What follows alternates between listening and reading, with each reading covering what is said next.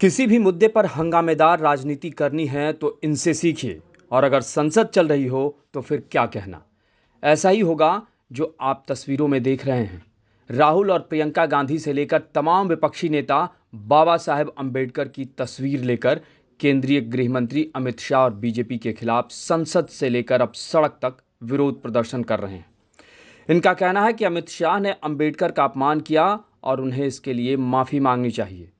लेकिन मामला अंबेडकर से जुड़ा हो तो विपक्ष की इस राजनीति और रणनीति को काउंटर करने के लिए खुद प्रधानमंत्री मोदी ने मोर्चा संभाल लिया है। हालांकि इस मामले पर सत्ता पक्ष और विपक्ष में हो रहे वार पलटवार के बारे में विस्तार से बताएं, उससे पहले अमित शाह ने राज्यसभा में संविधान पर चर्चा के दौरान क्या कहा, पहले उसका ये अंश सुन लीजिए। अभी एक फैशन हो गया है, अंबेडकर अंबेडकर अंबेडकर अंबेडकर अंबेडकर अंबेडकर। इतना नाम अगर भगवान का लेते हैं तो 7 जन्मों तक स्वर्ग मिल जाता।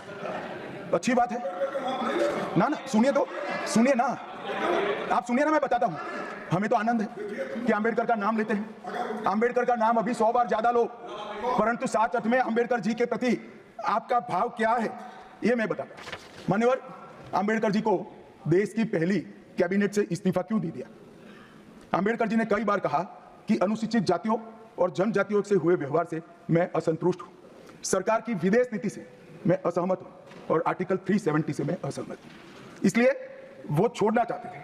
उनको आश्वासन दिया गया, आश्वासन पूरा नहीं हुआ, उन्होंने इग्नोरेंस के चलते इस्तीफा दे दिया। तो सुना आपने, ये वही बयान है जिस पर सियासी संग्राम छिड़ा हुआ है। विपक्ष हाथ धोकर अमित शाह के पीछे पड़ा हुआ है।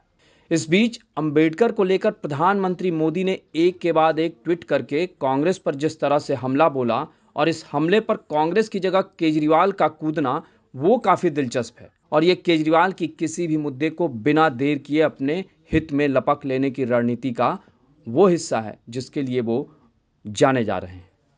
दरअसल विपक्ष, खासकर कांग्रेस ने लाल किताब यानी संविधान की तरह जैसे ही अंबेडकर मामले पर नैरेटिव बनाने की कोशिश की, वैसे ही प्रधानमंत्री नरेंद्र मोदी ने कई ट्वीट करते हुए कांग्रेस को काउंटर करना शुरू कर दिया। प्रधानमंत्री मोदी ने लिखा कि अगर कांग्रेस और उसका इकोसिस्टम यह सोचता है कि उनके दुर्भावनापूर्ण झूठ, उनके कई सालों के कुकर्मों, खासकर डॉक्टर अंबेडकर के प्रति उनके अपमान को छिपा सकते हैं, तो वे बहुत बड़ी गलतफहमी में हैं। अंबेडकर के प्रति कांग्रेस के पापों की सूची में उन्हें एक बार नहीं बल्कि 2-2 बार चुनाव हराना शामिल है। पंडित नेहरू ने उनके खिलाफ प्रचार किया और उनकी हार को प्रतिष्ठा का मुद्दा बनाया। उन्हें भारत रत्न देने से इनकार करना और संसद के सेंट्रल हॉल में उनके चित्र को गौरवपूर्ण स्थान नहीं देना, ये भी शामिल है। संसद में गृह मंत्री अमित शाह ने अंबेडकर का अपमान करने और SC/ST समुदायों की अनदेखी करने के कांग्रेस के काले इतिहास को उजागर किया है। प्रधानमंत्री मोदी ने ये कांग्रेस पर बड़ा हमला बोला। गौरतलब है कि पीएम मोदी के इस पोस्ट का आना था कि केजरीवाल ने उन पर पलटवार किया। केजरीवाल ने सोशल मीडिया प्लेटफॉर्म X पर लिखा कि प्रधानमंत्री जी, मैं आपका ये स्पष्टीकरण पढ़कर स्तब्ध हूँ। आपका कहना है कि कांग्रेस ने बाबा साहेब के साथ ठीक नहीं किया, तो ये बात आपको, आपकी पार्टी को और आपके गृह मंत्री को बाबा साहेब के अपमान करने का अधिकार कैसे देती है? कांग्रेस बाबा साहेब से गलत बर्ताव करती थी तो क्या आप भी करेंगे? देश के प्रधानमंत्री का ये कैसा स्पष्टीकरण है?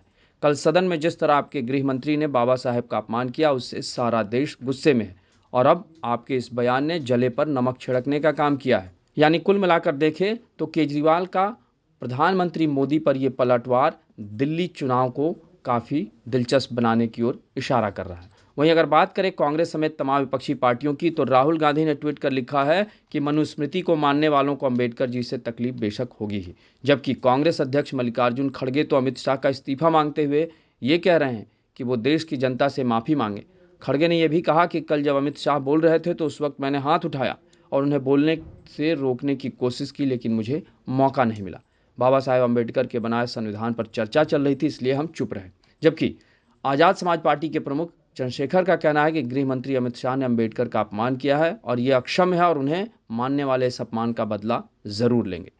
वैसे विपक्ष की फहरिस्त काफ़ी लंबी है, लेकिन एक बात तो तय है कि संसद का शीतकालीन सत्र पहले से ही हंगामेदार बना हुआ है, और अब जब सत्र सिर्फ 2 दिन बाकी रह गया है और उससे ठीक पहले बाबा साहेब अंबेडकर को लेकर जिस तरह विपक्ष अब सत्ता पक्ष के खिलाफ आर पार के मूड में है, तो उससे तो यही लगता है कि अब ये मामला संसद से सड़क पर आ गया है।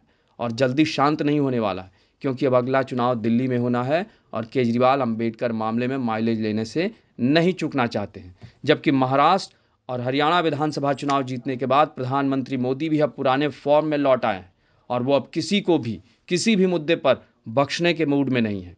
यानी अब किसमें कितना है दम वाली राजनीति देखने को मिलने ही वाली है। आपको हमारी ये रिपोर्ट कैसी लगी उसे कमेंट बॉक्स में ज़रूर बताएं और अन्य खबरों से अपडेट रहने के लिए बने रहें हमारे साथ, क्योंकि हम हैं बुलंद भारत टीवी, ताकत आपकी।